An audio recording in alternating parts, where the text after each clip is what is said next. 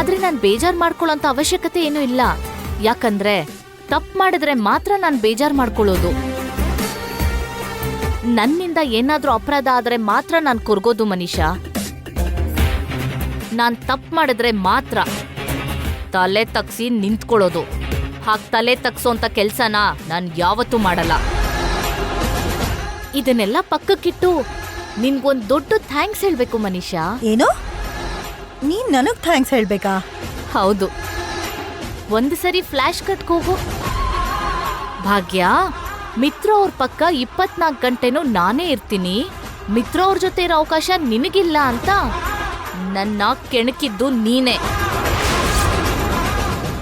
ನೀನ್ 24 ಗಂಟೆ ಮಿತ್ರ ಜೊತೆ ಇದ್ರೆ ಅಲ್ವಾ ನೀನ್ ಮಿತ್ರಂಗೆ ಹೆಂಡತಿ ಇದ್ದಾಗೆ. ಒಂದ್ ರೀತಿಯಲ್ಲಿ ಹೇಳ್ಬೇಕು ಅಂದ್ರೆ ನಿನ್ಗಿಂತ ನಾನೇ ಎಷ್ಟೋ ಬೆಟರ್. ಯಾಕಂದ್ರೆ ನಾನ್ ಮನೇಲೂ ಕೂಡ ಅಲ್ಲಿ ಆಫೀಸಲ್ಲೂ ಕೂಡ ಮಿತ್ರನ್ ಜೊತೆನೆ ತಿರ್ಗಾಡ್ತಿರ್ತೀನಿ. ಆಗ್ಲಿಂದ ಬಂದಿದೆ ಈ ಆಲೋಚನೆ. ಮಿತ್ರ ಅವ್ರ ಜೊತೆನೆ ಇರ್ಬೇಕು, ಅವ್ರಿಡೋ ಪ್ರತಿ ಹೆಜ್ಜೆಗೂ ನನ್ನ ಹೆಜ್ಜೆನ ಸೇರಿಸ್ಬೇಕಂತ.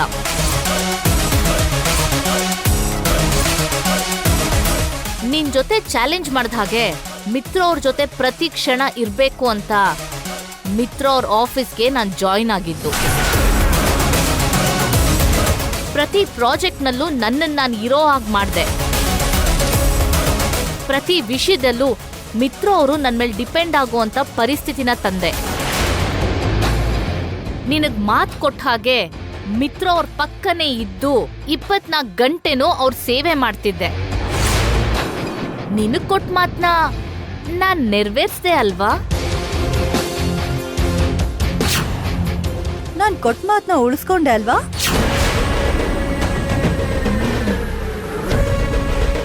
ನೋಡು ಮನೀಷಾ, ನಿನ್ ಕೊಟ್ಟಿರೋ ಮಾತಿನ ಪ್ರಕಾರ ಇಲ್ಲಿವರೆಗೂ ನಾನು ಭಾಗ್ಯಲಕ್ಷ್ಮಿಯಾಗೇ ಇದ್ದೆ. ಇನ್ಮುಂದೆ ಆಫೀಸ್ನಲ್ಲಿ ನಾನು ಭಾಗ್ಯ ಆಗಿ ನೇರವಾಗೇ ಬರ್ತೀನಿ. ನನ್ ವಿರುದ್ಧ ಏನೋ ಸಾಧಿಸ್ಬಿಟ್ಟೆ ಅಂತ ತುಂಬಾ ಹಾರಾಡ್ತಿದ್ಯಲ್ಲ, ಸ್ವಲ್ಪ ಹೊತ್ತು ಸಂತೋಷ ಪಡು. ಯಾಕಂದ್ರೆ ತುಂಬಾ ದಿನ ಆ ಸಂತೋಷ ಹಾಗೆ ಇರಲ್ಲ. ನಾನೇ ಆ ಸಂತೋಷನ ಇಲ್ದಿರೋ ಹಾಗೆ ಮಾಡ್ತೀನಿ. ಬುದ್ಧಿ ಕೆಟ್ಟು ಮೈಂಡ್ ಬ್ಲಾಕ್ ಆಗಿ ಅರ್ಥ ಇಲ್ದಿರೋ ಕನಸು ಕಾಣ್ತಿದ್ಯಾ ಭಾಗ್ಯ? ನೀನ್ ಅನ್ಕೊಂಡಿದ್ದು ಹೇಗ್ ನಡೆಯತ್ತೋ ನಾನು ನೋಡೇ ಬಿಡ್ತೀನಿ.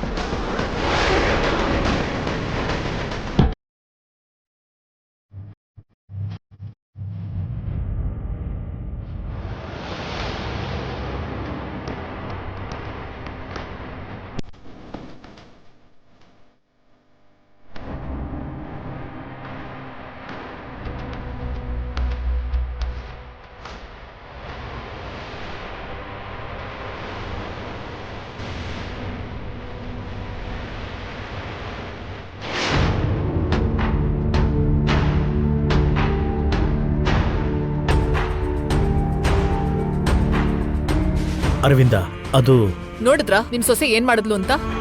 ಏನು ಗೊತ್ತಿಲ್ದ ಹಾಗೆ ನಟಿಸ್ತಾನೆ ನಮ್ ಹಿಂದೆ ಎಷ್ಟೆಲ್ಲ ಕುತಂತ್ರ ಮಾಡ್ತಿದ್ದಾಳೆ. ಒಳ್ಳೆಯವಳ ತರ ನಾಟಕ ಮಾಡ್ತಾ ನಮ್ಮನ್ನೆಲ್ಲ ಆಟದ ಬೊಂಬೆ ತರ ಆಡಿಸ್ತಿದ್ದಾಳೆ.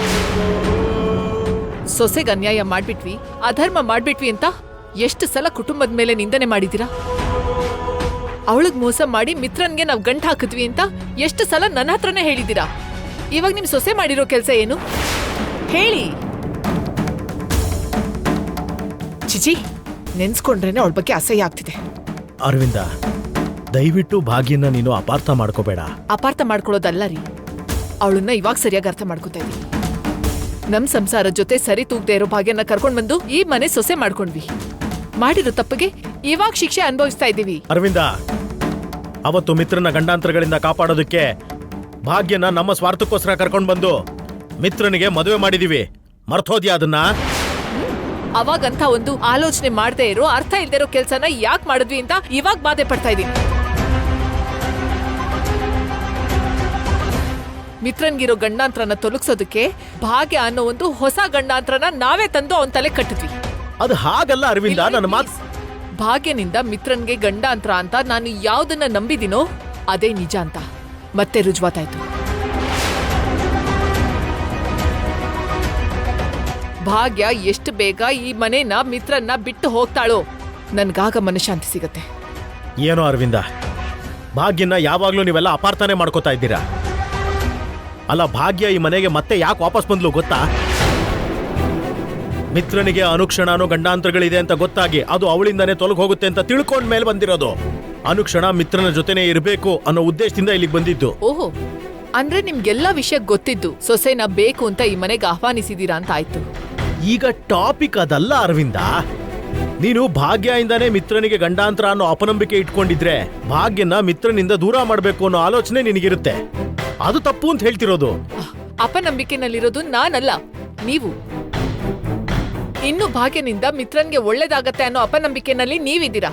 ಇನ್ನು ಭಾಗ್ಯನ್ ಜಾತಕದಿಂದನೇ ಮಿತ್ರನ್ಗೆ ಒಳ್ಳೇದಾಗತ್ತೆ ಅನ್ನೋ ಭ್ರಮೆನಲ್ಲಿದ್ದೀರಾ. ಮೊದಲು ಆ ಭ್ರಮೆಯಿಂದ ನೀವು ಹೊರಗಡೆ ಬನ್ನಿ. ಯಾರೋ ಸ್ವಾಮೀಜಿ ಹೇಳಿರೋ ಮಾತನ್ ಕೇಳಿ ಸತ್ಯ ಏನು ಅಂತ ನೀನೇ ತಿಳ್ಕೊಳಕ್ಕಾಗ್ತಾ ಇಲ್ಲ. ಒಂದು ಸುಳ್ಳಿಗೆ ನೀರ್ ಹಾಕಿ ಪೋಷಿಸ್ತಾ ಇದ್ಯಾ. ಆ ಸ್ವಾಮೀಜಿ ಹೇಳಿದ್ದೆ ಸತ್ಯ ಅಂತ ನಾನ್ ನಂಬ್ತಾ ಇದ್ದೀನಿ.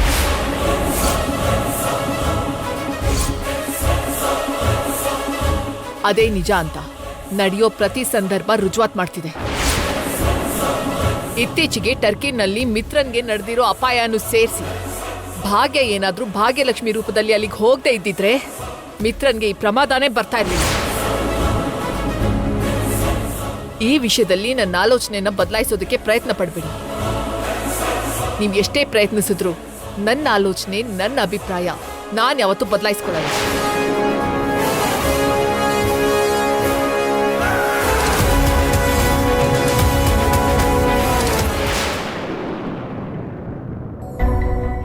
ಅಮ್ಮ ಭಾಗ್ಯ,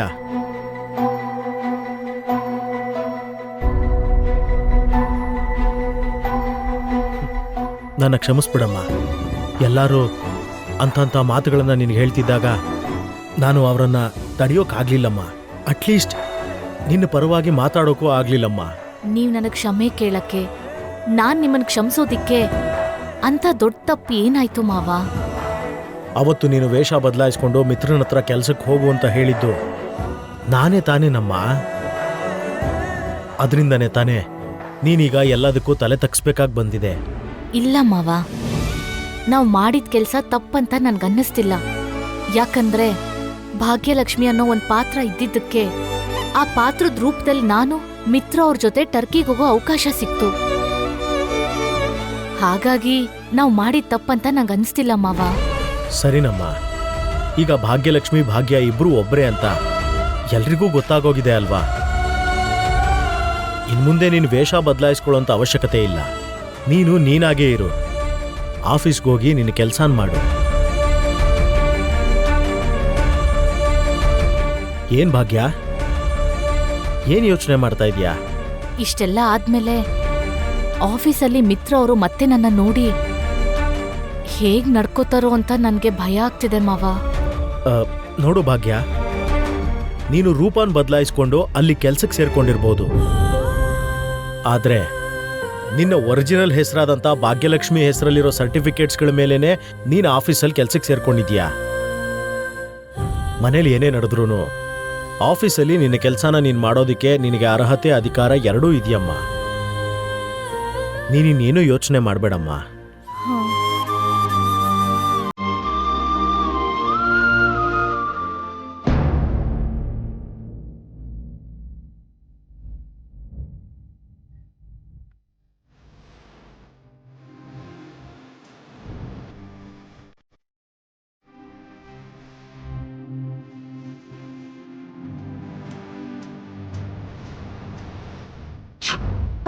ಮನೇಲ್ ಭಾಗ್ಯ, ಆಫೀಸಲ್ಲಿ ಭಾಗ್ಯಲಕ್ಷ್ಮಿ.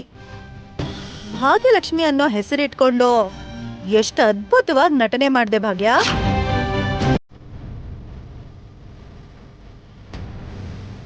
ವೇಷ ಬದಲಾಯಿಸ್ಕೊಂಡು ರೂಪ ಬದಲಾಯಿಸ್ಕೊಂಡು ನಮ್ಗೆಲ್ಲ ಮೋಸ ಮಾಡ್ಬೇಕು ಅಂತ ಯಾಕೆ ಅನ್ಕೊಂಡೆ?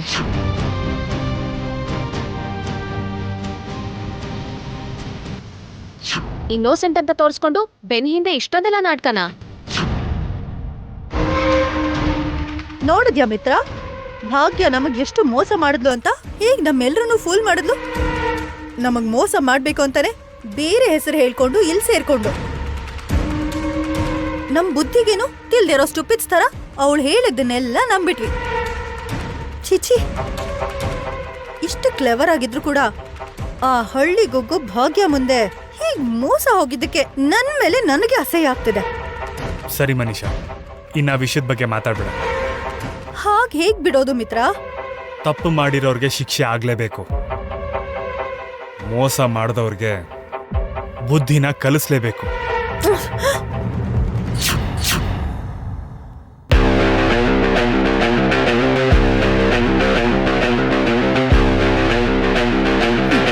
ಮಿತ್ರ, ಇಷ್ಟು ನಡೆದ್ಮೇಲೆ ಕೂಡ ನಾಚಿಕೆ ಇಲ್ದೆ ಭಾಗ್ಯ ಮತ್ತೆ ಆಫೀಸಿಗೆ ಬರ್ತಿದ್ದಾಳೆ.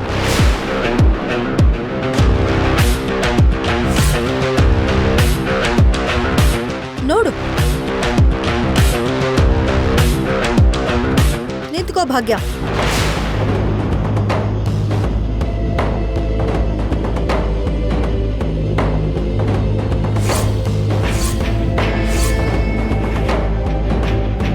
ಯಾವ ಮುಖ ಇಟ್ಕೊಂಡು ಮತ್ತೆ ಆಫೀಸಿಗೆ ಕಾಲಿಟ್ಟೆ ನೀನು? ಏನ್ ಮಾಡ್ಬೇಕು ಅಂತ ಮತ್ತೆ ಆ ಸೀಟಲ್ಲಿ ಕೂತ್ಕೋತಿದ್ಯಾ? ಇದು ನನ್ ಜಾಗ, ನನ್ ಕೆಲ್ಸ. ಅದಕ್ಕೆ ಮತ್ತೆ ಆಫೀಸಿಗೆ ಬಂದೆ. ಮತ್ತೆ ನನ್ ಕೆಲ್ಸನ ನಾನ್ ಮಾಡ್ಬೇಕನ್ಕೊಂಡಿದೀನಿ. ನಿನಗ್ ತುಂಬಾ ಓವರ್ ಕಾನ್ಫಿಡೆನ್ಸ್ ಇದೆ ಭಾಗ್ಯ. ಇಷ್ಟೆಲ್ಲ ನಡೆದ್ಮೇಲೆ ಕೂಡ ಇನ್ನೂ ನಿನಗ್ ಕೆಲ್ಸ ಮಾಡೋ ಅರ್ಹತೆ ಇದೆ ಅನ್ಕೊಂಡ್ಯಾ? ಇನ್ನು ಈ ಆಫೀಸಲ್ಲಿ ನೀನ್ ಎಂಪ್ಲಾಯಿ ಅಂತ ಫೀಲ್ ಆಗ್ತಿದ್ಯಾ? ಯಾವಾಗ ನೀನ್ ನಮ್ಗೆಲ್ಲ ಮೋಸ ಮಾಡಿದ್ಯೋ ಆವಾಗ್ಲೇ ನಿನಗ್ ಕೆಲ್ಸ ಮಾಡೋ ಅಧಿಕಾರ ಹೊರಟೋಯ್ತು. ಯಾವಾಗ ನಮ್ಮನ್ನೆಲ್ಲ ಫೂಲ್ಸ್ ಅನ್ನೋ ತರ ಮಾಡಿದ್ಯೋ ಆಗ್ಲೇ ನಿನಗ್ ಚೀಟರ್ ಅನ್ನೋ ಟ್ಯಾಗ್ ಬಿತ್ತು. ನಿನ್ನಂತ ಚೀಟರ್ಸ್ಗೆ ಇಲ್ಲಿ ಕೆಲ್ಸ ಇಲ್ಲ. We are terminating you from the company.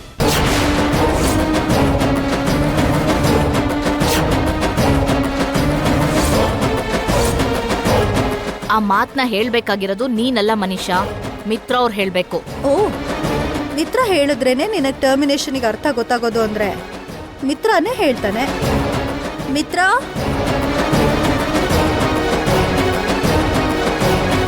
ಆ ಮಾತೇನು ಅಂತ ಇವಳಿಗೆ ನೀನೇ ಹೇಳ್ಬಿಡು. ಭಾಗ್ಯ, ನೀನು ಮಾಡಿರೋ ತಪ್ಪನ್ನ ಕ್ಷಮಿಸುವಂಥ ದೊಡ್ಡ ಮನಸ್ಸು ನನಗಿಲ್ಲ. ಇಂಥ ತಪ್ಪನ್ನ ಮತ್ತೆ ಯಾರು ಈ ಕಂಪ್ನಿಲಿ ಮಾಡಬಾರ್ದು ಅಂದ್ರೆ ಮಾಡಿರೋ ತಪ್ಪಿಗೆ ಶಿಕ್ಷೆ ಆಗಬೇಕು. ತಪ್ಪು ಮಾಡಿದವ್ರನ್ನ ಈ ಆಫೀಸಿಂದ ಟರ್ಮಿನೇಟ್ ಮಾಡಬೇಕು.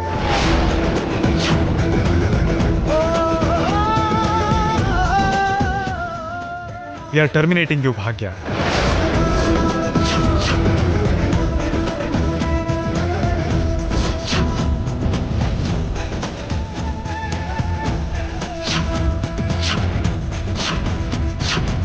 ಮಹೇಶ್, ಟರ್ಮಿನೇಷನ್ ಪೇಪರ್ಸ್ ರೆಡಿ ಮಾಡಿದ್ಯಾ? Yes madam.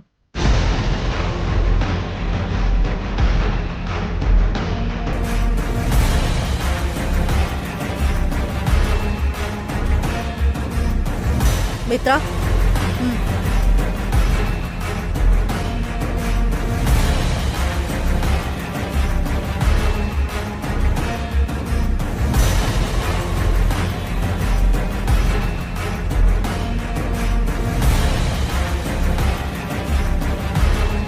ನಿನ್ನನ್ನು ಹೀಗೆ ನೋಡ್ತಿದ್ರೆ ನನಗೊಂದು ಕತೆ ಹೇಳಬೇಕು ಅನ್ನಿಸ್ತಿದೆ ಭಾಗ್ಯ. ತುಂಬಾ ಹಿಂದೆ ಒಂದು ಕಾಡಲ್ಲಿ ಒಂದು ನರಿ ಇತ್ತು. ಅದು ಪಕ್ಕದಲ್ಲಿರೋ ಊರಿಗೆ ಹೋದ್ರೆ ಅದನ್ನ ನೋಡಿ ಜನ ದೂರ ಇಡ್ತಿದ್ರು. ಅದಕ್ಕೆ ಆ ನರಿ ಒಂದು ಹುಲಿ ಚರ್ಮ ಹೊತ್ಕೊಂಡು ಆ ಊರಿಗೆ ಹೋಗೋಕೆ ಶುರು ಮಾಡ್ತು. ಅದನ್ನ ನೋಡಿ ಎಲ್ಲರೂ ಹೆದರ್ತಿದ್ರೆ ಆ ನರಿ ತನಗ್ ಬೇಕಾಗೋ ಆಹಾರ ಎಲ್ಲ ತಗೊಂಡು ಹೋಗ್ತಿತ್ತು. ಆದ್ರೆ ಒಂದಿನ ಆ ನರಿ ಹೊತ್ತಿರೋ ಹುಲಿ ಚರ್ಮ ಹಾರೋಗ್ಬಿಡ್ತು. ಜನರಿಗೆ ನರಿ ನಿಜವಾದ ಸ್ವರೂಪ ಗೊತ್ತಾಗೋಯ್ತು.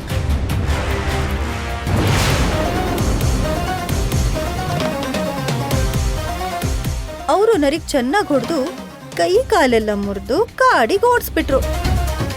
ಮೂಳೆ ಮುರ್ಕೊಂಡು ಆ ನರಿ ಪಾಪ ಅದು ಕಾಡಲ್ಲಿ ಕೂಡ ಆಹಾರ ಸಿಗದೆ ಸತ್ತೇ ಹೋಯ್ತು.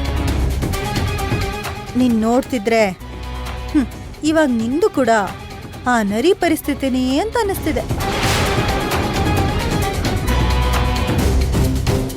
ನೀನ್ ಭಾಗ್ಯಲಕ್ಷ್ಮಿ ತರ ವೇಷ ಹಾಕೊಂಡು ಇಲ್ಲಿ ಫಿಕ್ಸ್ ಆಗೋಕ್ ಬಂದೆ. ಮಿತ್ರಂಗೆ ರೈಟ್ ಹ್ಯಾಂಡ್ ಆಗ್ಬಿಡ್ತೀನಿ ಅಂತ ಕನಸ್ಕೊಂಡೆ. ಮಿತ್ರ ನಿನ್ ಮೇಲೆ ಡಿಪೆಂಡ್ ಆಗೋ ಹಾಗೆ ಮಾಡ್ಬೇಕು ಅಂತ ತುಂಬಾ ಯೋಚನೆ ಮಾಡಿದೆ. ಆದ್ರೆ ಅಷ್ಟು ಬೇಗ ನೀನ್ ಹೊದ್ದಿರೋ ಹುಲಿ ಚರ್ಮ ಹಾರ್ ಹೋಯ್ತು. ನಿನ್ ನಿಜ ಸ್ವರೂಪ ಹೊರಗ್ ಬಂತು.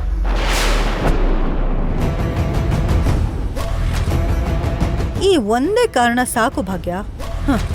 ಇನ್ನು ಮುಂದೆ ಮಿತ್ರ ಖಂಡಿತ ತನ್ನ ಲೈಫಲ್ಲಿ ಕೂಡ ನಿನ್ನ ಇರೋಕ್ ಬಿಡಲ್ಲ. ನೆನ್ಪಿಟ್ಕೋ. ನೋಡು ಮನೀಷಾ, ಪರಿಸ್ಥಿತಿ ನನ್ ವಿರುದ್ಧವಾಗಿದೆ ಅಂತ ನನ್ನ ತುಂಬಾ ಆಡ್ಕೋತಿದ್ಯಾ. ಕಾಲ ನನ್ ಜೊತೆ ಆಟಾಡ್ತಿದೆ ಅಂತ ಈಗ ನನ್ನ ನೋಡಿ ನಗ್ತಿದ್ಯಾ. ನಗು, ಪರವಾಗಿಲ್ಲ.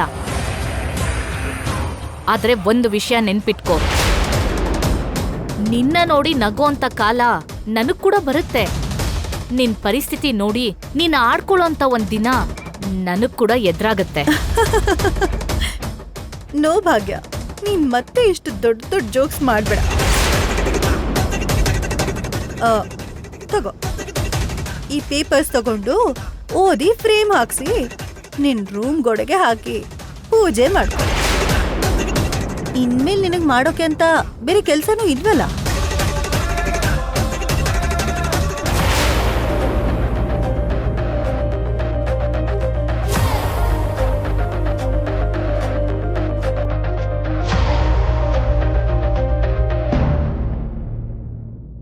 ನಾನು ಯಾವುದು ನಡಿಬಾರ್ದು ಅಂತ ಅನ್ಕೊಂಡು ಅದೇ ನಡೆದು ಹೋಯ್ತು. ಭಾಗ್ಯಲಕ್ಷ್ಮಿ ಇಬ್ರು ಒಬ್ರೇ ಅಂತ ಎಲ್ರಿಗೂ ಗೊತ್ತಾಗೋಯ್ತು. ಈಗ ಭಾಗ್ಯನಿಗೆ ಮತ್ತಷ್ಟು ಅವಮಾನಗಳನ್ನ ಮಾಡ್ತಾರೆ. ಕ್ಷಮಿಸಕ್ಕಾಗದೇ ಇರೋಂಥ ತಪ್ಪನ್ನ ಮಾಡಿದಾಳೆ ಅನ್ನೋ ರೀತಿ ನೋಡ್ತಾರೆ. ಈಗ ಆಫೀಸ್ಗೆ ಹೋಗಿರೋ ಭಾಗ್ಯನ ಮಿತ್ರ ಯಾವ ರೀತಿ ಟ್ರೀಟ್ ಮಾಡ್ತಾನೋ ಏನೋ.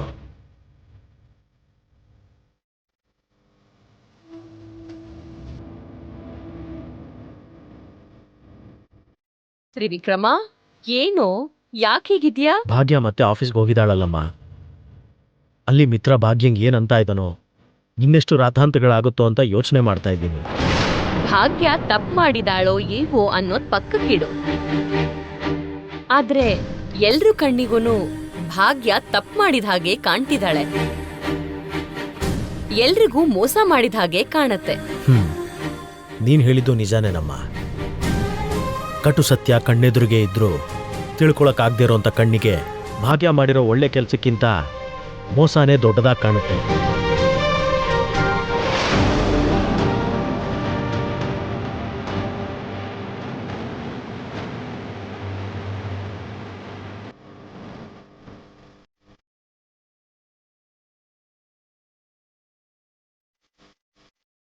ಅಮ್ಮ ಭಾಗ್ಯ, ಯಾಕಮ್ಮ ಇಷ್ಟು ಬೇಗ ಆಫೀಸಿಂದ ಬಂದೆ? ಮಿತ್ರ ಏನಾದರೂ ಅಲ್ಲೂ ಏನಾದರೂ ರಾಧಾಂತ ಮಾಡದ್ನಾ?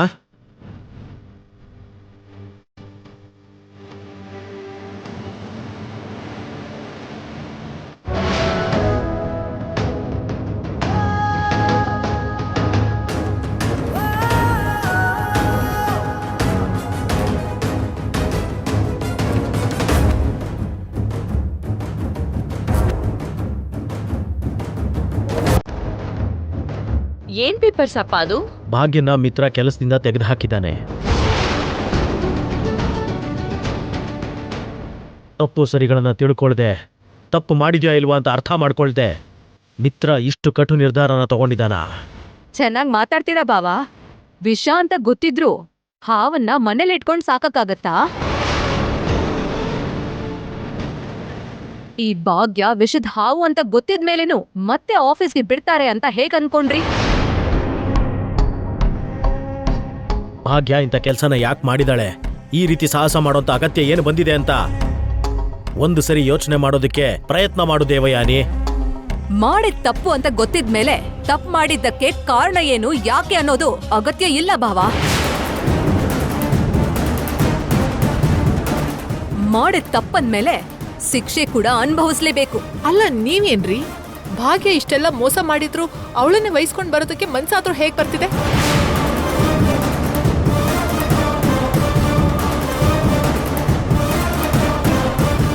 ಭಾಗ್ಯ ಮಾಡಿರೋದು ನೋಡಿದ್ರು ನೋಡ್ತಾ ಇರೋ ಹಾಗೆ ಹೋಗುವಂತ ಚಿಕ್ಕ ತಪ್ಪಲ್ಲ.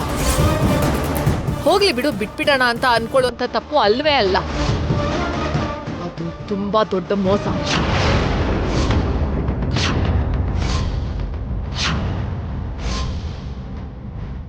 ಇದಕ್ಕಿಂತ ದೊಡ್ಡ ಪದ ಬೇರೆ ಏನಾದ್ರೂ ಇದ್ರೆ ಹೇಳಿ, ಹಾಗೆ ಕರೆಯೋಣ ಅವಳನ್ನು.